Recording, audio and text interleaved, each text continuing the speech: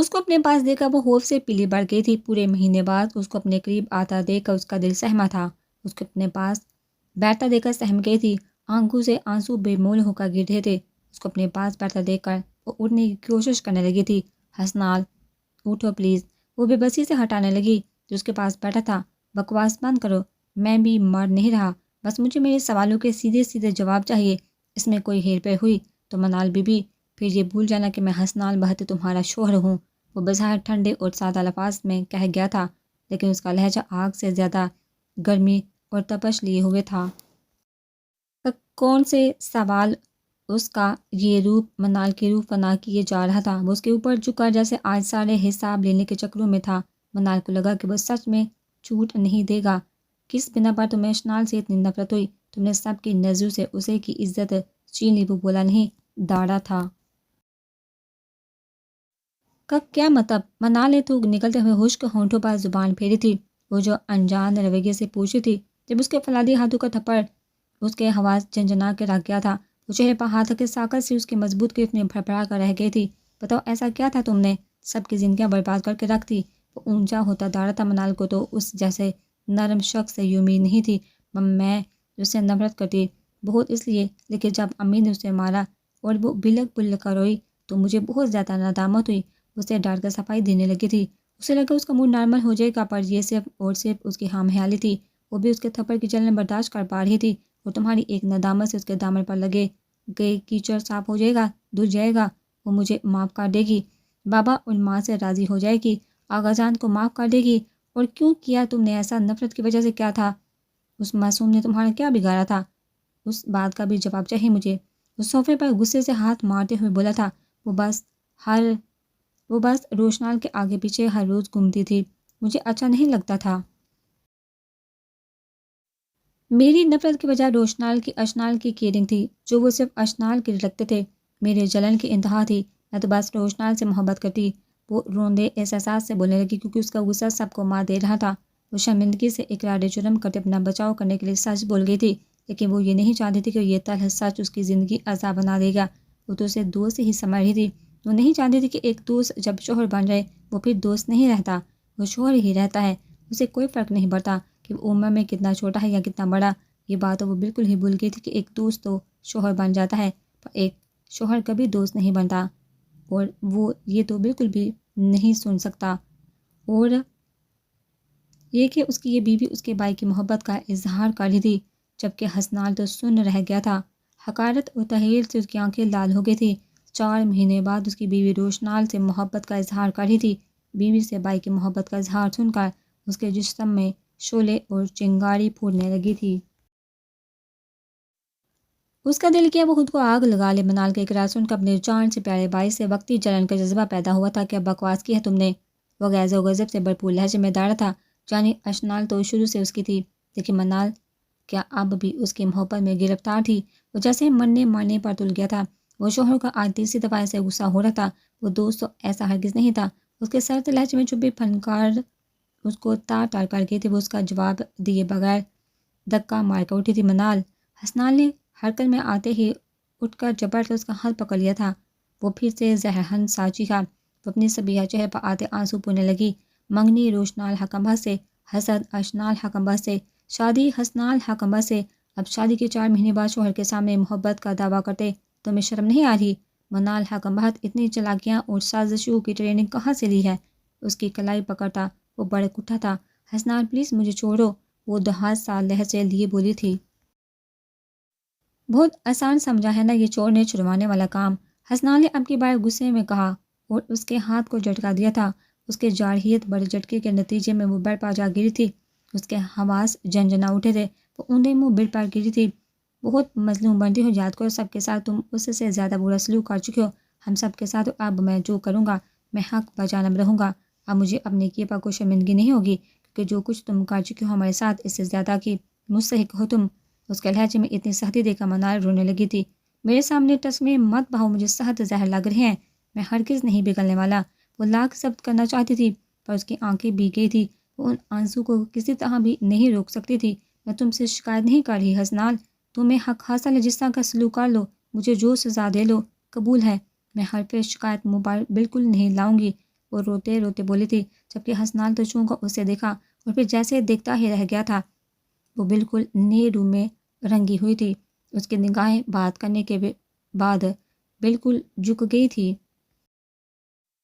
خاموش آنکھیں، خاموش لب، سر پر سیاہ شال لپیٹے، نہ گلا، نہ شکوہ، نہ شکایت۔ وہ ایسی کب تھی؟ ویسی کبھی نہیں تھی۔ بس آنکھوں میں آنسو تھے۔ نظریں جھکا کر بات کرنا تو اس کی ذات کا حصہ نہیں تھا۔ وہ روپ دار تھی، آنکھیں جھکاتی ہی نظر آتی تھی۔ وہ بالکل بدلی ہوئی تھی، لیکن پھر اس کا اقرار محبت کا سوچ کا وہ سر جھٹک گیا تھا۔ بقول اس کے وہ اسے متاثر کرنے کے لیے ایسا کر رہی تھی۔ پھر تو مجھے ہر طرح کا حق حاصل ہے، جو کہوں گا کرو گی۔ وہ ایسے ہی کھڑا تھا، لہجہ سا تھا، جو کہو گے قسم اٹھا کر کہتی ہوں کروں گی۔ وہ بنا سوچے سمجھے بول گئی تھی۔ یہ نہیں سوچا تھا کہ آج اپنی محبت کا اظہار کیا تھا وہ کیسے برداشت کر رہا تھا، یہ وہ نہیں جان پا رہی تھی۔ ٹھیک ہے، جا کے کافی بنا کر لاؤ، 5 منٹ میں۔ وہ بنا رعایت رکھے بولنے لگا تھا۔ وہ بغیر کوئی جواب دیے اٹھ کر نکل گئی تھی۔ یہ بھی نہیں کہا تھا کہ کافی زیادہ ٹائم ہو گیا ہے، میں کیسے بناؤں گی، جبکہ اس کے جانے کا حسنال بیڈ پر بیٹھ گیا تھا۔ 5 تو نہیں، البتہ 20-25 منٹ بعد وہ اجازت لیتی اندر آئی تھی اور کپ سائڈ ٹیبل پر رکھ کر نکلنے لگی تھی۔ میں نے کہا تھا جانے کے لیے، اس کو 2 قدم بڑھتے دیکھا وہ کڑھتگی سے بولا تھا، واپس آؤ 1 سیکنڈ سے پہلے۔ جبکہ وہ کوئی جواب دیے بغیر واپس آئی تھی کہ کوئی کام تھا۔ وہ مشکل سے بڑے لہجے میں بولی تھی، پورے 25 منٹ لیٹ آئی ہو، اب بتاؤ کیا سزا دوں۔ وہ بلند آواز میں داڑا تھا، سوری۔ کیا سوری؟ ادھر آؤ میرے پاس۔ اور ایک کافی کا کیوں بنا کر لائی ہو؟ اپنے لیے کیوں نہیں بنایا؟ میں کافی نہیں پیتی، اس لیے نہیں بنایا، اس نے وضاحت دی تھی۔ وہ پر آج تمہیں پینی پڑے گی، آفٹر آل تمہاری رضا کے مطابق ہی گولڈن پلان ہے، بنایا میں نے۔ وہ یہ کہتے اس کے نزدیک ہوا تھا کہ کیا مطلب؟ میں نے تو ایسا نہیں کہا۔ وہ اب پریشان ہوئی، نیند سے بھرپور آنکھیں اب کھل گئی تھی۔ تم نے کہا تھا میں جو کہوں گا تم وہ کرو گی، اب میں جو کہوں گا تم وہی کرو گی۔ آج سے ہی وقت ہے منال بہت اپنی اداؤں کے دل مجھ پر چلاؤ جیسے بڑے بھائی پر چلاتی تھی۔ میں تمہارا شوہر ہوں، میں تو پہ حق رکھتا ہوں تم پر۔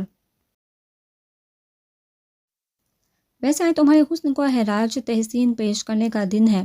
یہ کہہ کر اس کی آنکھوں میں زہریلے تاثرات دار تھے، اس کے لہجے اور آنکھوں میں زمالی سی تپش تھی۔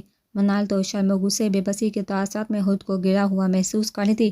حسنال کی طرف سے عزت و نفس پر رکھ کر تھپڑ پڑا تھا اور ایسی باتیں کر کے اس کے وجود کے ساتھ اس کی روح پہ بھی چوٹ لگا رہا تھا۔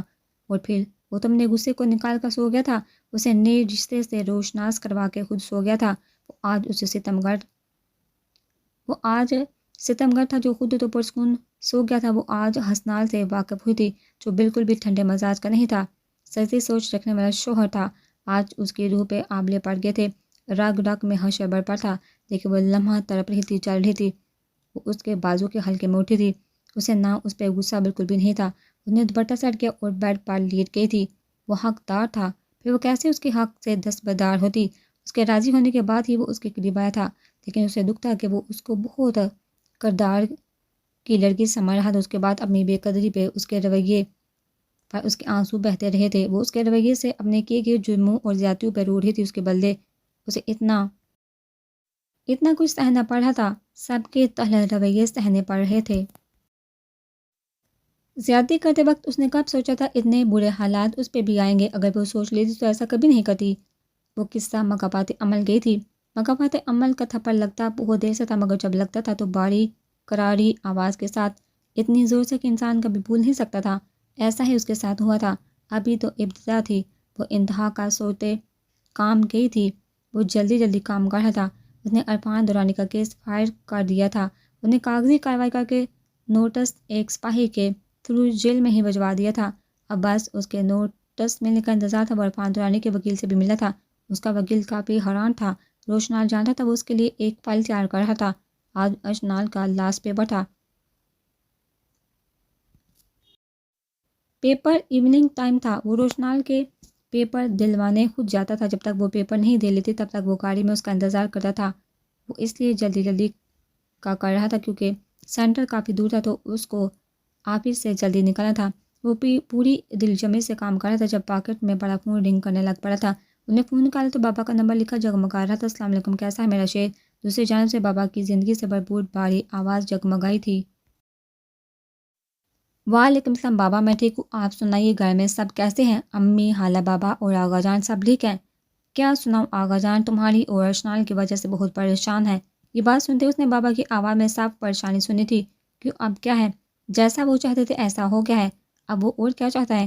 اب میں اشنال کو لے کر اس ملک سے ہی نکل جاؤں۔ یہ بات کہتے اس کے وجیہہ کشیدہ چہرے پر غصہ اور اس کے لہجے میں خود بہت تلخی آئی تھی، کیونکہ اس نے اشنال بھائی کے ستم یاد آ رہے تھے۔ وہ یہ بات مرتے دم تک نہیں بھول سکتا تھا کہ آغا جان نے اس کی اور اس کی معصوم بیوی کی تصدیق کر اسے گھر سے نکالا تھا۔ اتنا غصہ جتنا نہیں ہے میرے شیر جیسے جوان بیٹے پر۔ میرا شیر بیٹا دھیمے لہجے کا متحمل ہے، تمہارے آغا جان کا حکم نہیں، ان کی ریکویسٹ ہے کہ تم بہت واپس آؤ۔ وہ دن بدن تمہاری فکر میں کمزور ہو رہے ہیں، ہر روز تمہارے اور اپنے بیٹے کی معصوم نشانی کا پوچھتے ہیں۔ اسے دھیمے لہجے میں ٹھنڈا کرتے بولے تھے، بابا جان آپ کے لہج ہونے اور آپ کی بے اعتباری سے میں ایسا ہو گیا ہوں، ورنہ میں کب چاہتا تھا کہ میں ایسا ہوں۔ اور جہاں تک رہی بات آغا جان کی، تو اب کیوں پریشان ہو رہے ہیں؟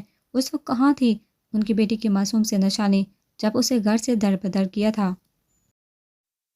اتنا تو سوچ لیتے کہ وہ خون تھا ان کا، پر نہیں، ان کو تو اپنی کھڑی ناک پسند تھی، ان کو کسی کے احساسات کی کیا پرواہ۔ پر بابا آپ ان کو بتا دیجیے گا، میں بھی ان کا خون ہوں، انا مجھ میں بھی ان سے زیادہ ہے۔ آغا جان نے شاید سمجھا تھا کہ مجھے گھر سے در بدر کر کے جائیداد سے آکار لیں گے، پر میں ان کی ہر بات مانوں گا۔ آغا جان کو بتا دیجیے گا، ان کی انا کا مارا یہ پوتا شک کنگال بھی ہو جائے تو اس کے ہاتھوں میں اتنا دم ہے کہ اپنی بیوی کو محنت مزدوری کر کے روٹی کھلا سکتا ہے، اس کے معصوم ضد اور بے جان خواہشات پور کر سکتا ہے، لیکن وہ ان کے در پہ جھک گا کبھی نہیں۔ اس کا انداز لٹ مارتا اور بہت کچھ جتاتا ہوا تھا۔ بیٹا جی، یہ تمہیں وقت آنے پر سمجھ آئے گی کہ میرا یہ سخت لہجہ اور میری یہ بے اعتباری تمہارے لیے کتنی مفید تھی۔ میں اتنا آنکھوں کا اندھا اور کانوں کا کچا ہرگز نہیں تھا کہ تمہاری یہ بے قراری دیکھ نہیں سکتا تھا، ورنہ کوئی کسی کی اتنی پرواہ نہیں کرتا کہ اپنی زندگی کا اتنا بڑا فیصلہ ایک معصوم بچی کے لیے نہیں کر سکتا۔ وہ اشنال کے حوالے سے اتنی بڑی بات کہہ گئے تھے، اور مجھے اس بات کا ہمیشہ دکھ رہے گا، میرا یہ بیٹا اتنا تعلیم یافتہ اور مہذب ہو کر بھی اپنے بوڑھے دادا کو اپنی جھوٹی انا کے چکر میں جھکانے کے لیے پوری کوشش کر رہا ہے۔ اور ایک بات سن لو، غرور اور انا انسان میں تب ہوتی ہے جب انسان کے اندر طاقت ہو، اور جب انسان کمزور ہو جائے وہ انا اور غرور مر جاتا ہے، جیسے آغا جان کا ختم ہو گیا ہے۔ وہ سچ میں غمگین ہوئے تھے، کیونکہ جب وہ آغا جان کے سامنے روشنال کا ذکر، ان کی آنکھوں میں نمی بڑھ جاتی تھی۔ بابا پلیز، میں بغیرت نہیں ہوں، سچ میں مجھے آغا جان کے اس عمل میں بہت زیادہ دکھ تھا۔ اس دن میں اب سب کی نظروں میں ہی نہیں، خود کی نظروں میں بھی گر گیا تھا۔ مجھے پتا ہے آغا جان نے بہت نفرت اور غرور غلط لفظ کہے تھے۔ یہ دنیا ہے صاحبزادے، ادھر ہر کوئی دوسرے کا قصوروار، ہمارا کوئی مجرم ہے، ہم کسی کے مجرم، اگر ہم ایک دوسرے کی غلطیاں ڈھونڈنے لگ جائیں تو ہمیں ہر کوئی برا لگے گا۔ پتہ ہے، ہم جب کسی سے نفرت کرتے ہیں تو ہم اس کی خامیاں ڈھونڈتے نکالتے ہیں، اس کی ذات میں سے کیڑے نکالنے شروع کر دیتے ہیں۔ ہم اس کی 100 میں 99 خوبیوں کو چھوڑ کر ایک خامی کو پکڑتے ہیں، اور اس ایک خامی کو پکڑ کر اس کو کانٹوں میں گھسیٹتے ہیں، اور اس میں سے وہ خامی بھی کھینچ کر نکالتے ہیں جو اس کو خود بھی نہیں پتہ ہوتا۔ لیکن ایک بات میری یاد رکھنا شیر جوان، اگر ہم کسی سے انسیت رکھیں، اسے توجہ اور پیار دے، تو ہم اس کی 99 خامیوں کو چھوڑ کر اس کے وہ 100 والی خوبی ڈھونڈ کر نکال سکتے ہیں، لیکن ہم اپنی انا کے زوم میں دوسروں کو توڑ رہے ہوتے ہیں۔ اچھا چھوڑو ان باتوں کو، میں اور تمہاری اماں آ رہے ہیں، ہم تمہارے پاس آئے۔ تمہاری ماں اشنال سے ملنے کو بے قرار ہے، میں تو پہلے بھی کافی حد تک رو چکا، لیکن وہ بڑی مانس اب تو روز ضد پکڑتی ہے کہ میں نے بیٹے اور بہو سے ملنے جانا ہی جانا ہے۔ میں اب مزید بہانے پور نہیں کر سکتا۔ وہ تیز لہجے میں باتیں نرمی سے بولے تھے، بابا آج بس امی کو روک لے، اشنال کا آج لاسٹ پیپر ہے، آپ کو اس شیر جوان کی قسم کسی کو نہیں بتانا، میں اشنال کو لے کر خود آؤں گا، یہ سرپرائز میرا سرپرائز رکھے گا۔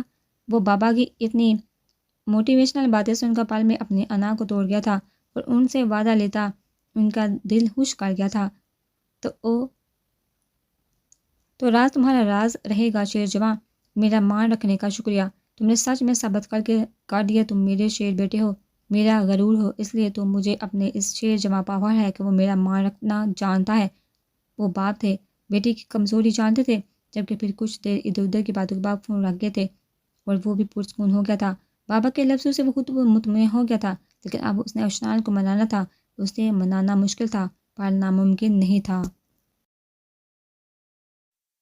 وہ گھر آیا تو وہ کہیں بھی نہیں تھی، اس نے تو سمجھا تھا کہ وہ تیار ہوگی، لیکن اس کے امیدوں کے برعکس کچھ بھی ایسا نہیں ہوا تھا۔ اسے تشویش ہوئی تھی، وہ کہیں نظر نہیں آئی تھی۔ اس نے 2-3 بار پکارا، اشنال اب کی بار بلند آواز میں پکارا تاکہ وہ جہاں کہیں بھی ہو نکل آئے، لیکن وہ کہیں نہیں تھی۔ اس کے روم کی طرف آیا تھا۔ اس نے ایک بار دستک دی، پھر دی تھی، کوئی جواب نہ پا کر وہ دروازہ کھولتا اندر داخل ہوا تھا۔ کیا ہوا ہے؟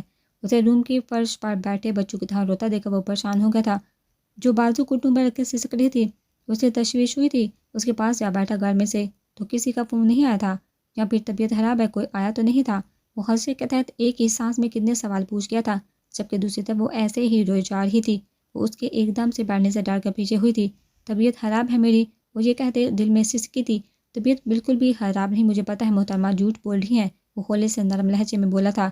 اس کا لہجہ اپنائیت آمیز اور بہت زیادہ نرم تھا، ایسا لہجہ جس نے اشنال بہت کی دور دور تک آشنائی نہیں تھی، مگر کبھی وہ اس کے اس لہجے کی خواہشمند ضرور تھی۔ سچ بتاؤ نا کیا ہوا ہے، وہ باریک گمبھیر نرم لہجے میں بولا تھا۔ وہ بہت توجہ سے اس کی طرف متوجہ ہو کر بولا تھا، جو گلابی جوڑے میں ہم رنگ دوپٹہ لیا ہوا تھا، بالوں کی آوارہ لٹیں اس کے سبیہ چہرے پر رقص کر رہی تھی۔ حال بتا، اس کے سر پر دوپٹہ نہیں، رونے کی وجہ سے سر سے ہلکا سا اتر گیا تھا۔ اس کے اتنا نرم لہجے، اس کی نظروں کی چمک سے وہ سر جھکا گئی تھی۔ وہ اس کو اتنا زیادہ قبول نہیں کر پا رہی تھی۔ اشنال کی رنگت میں گلتی سرخی اس کی کٹاؤدار ہونٹوں کا بار بار بھینچنا وہ محسوس کر رہا تھا۔ اس کے چہرے سے ناگواری محسوس کی جا سکتی تھی۔ اس کی ہلنی جیسی خوفزدہ آنکھوں کو دیکھ کر مدھم سا مسکرایا تھا۔ اشنال کا دل ڈوبنے لگا تھا، یہ سوچ کر اس کے کشادہ چہرے کی دلکش مسکراہٹ اشنال کی اتنی جان لیوا تھی۔ وہ نظر کیا روح ہی پھر گئی تھی، مکمل گھبرا گئی تھی۔ اس شخص کو دیکھ کر اپنا رونا بھول گئی تھی۔ لگتا ہے ابھی تک خفا ہوں مجھ سے، سوری شجاعت، میں پریشانی اور غصے میں آ کر کبھی کبھی بالکل ہٹ کر دیتا ہوں۔ وہ رات والے واقعے کا کہہ گیا تھا۔ اشنال بہت کو ایسی امید ہرگز نہیں تھی۔ وہ اونچی کھڑی ناک، اپنے وقار کو ہمیشہ بلند رکھنے والا، کبھی نہ جھکنے والا، وہ کمال کی جاذبیت و مقناطیسی رکھنے والا شخص، کسی کے حواسوں پر چھانے کے لیے رائی کے دانے برابر محنت نہ کرنی پڑتی تھی۔ ایک پل تو اشنال بہت خود پہ اندازہ ہوئی تھی کہ وہ اس عام سی لڑکی سے معافی مانگ رہا تھا، اس کے سامنے جھک رہا تھا، اور اس کے ہاتھ اس کے پاس نیچے زمین پر بیٹھا ہوا تھا، جو اپنے لباس پر ہلکے سے گرد بھی نہ لگنے دیتا تھا۔ اشنال بہت کو چند لمحے اپنے ہوش بہتی پر یقین ہی نہیں آیا تھا کہ روشنال بہت اسے سوری کر رہا ہے۔